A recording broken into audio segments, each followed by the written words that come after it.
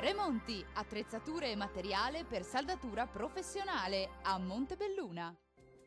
Purtroppo avremo ancora una giornata di maltempo, un miglioramento però è atteso per venerdì quando il ciclone si sposterà finalmente al sud. Che cosa dovremo dunque aspettarci per giovedì 29 ottobre? Partiamo dal Veneto, qui è atteso tempo molto instabile con rovesci e temporali diffusi un po' ovunque per tutto il corso della giornata. Fenomeni più intensi sulle aree centro-meridionali e soprattutto sulle Venezie, più irregolari invece sul Bellunese. Temperature in aumento con valori massimi tra 14 e 16 gradi circa, minime comprese tra 11 e 15 gradi.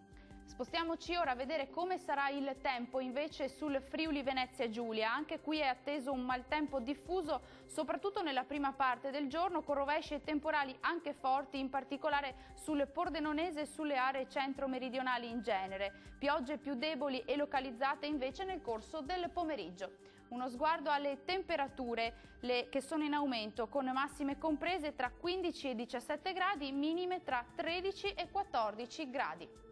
Vediamo se questo maltempo interesserà anche il Trentino Alto Adige. Qui avremo cieli diffusamente nuvolosi per buona parte della giornata, come ci mostra la grafica, con piogge ancora frequenti, specie al mattino, poi via via in cessazione con fenomeni che saranno più intensi, specie qui sul Trentino.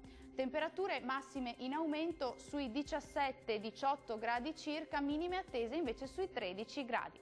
Uno sguardo alla situazione dei mari e dei venti. Il mare sarà generalmente mosso, i venti invece saranno moderati da sud-est sulle zone costiere e forti invece al largo.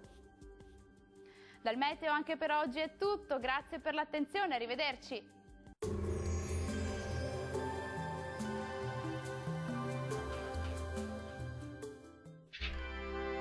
Tremonti, attrezzature e materiale per saldatura professionale a Montebelluna.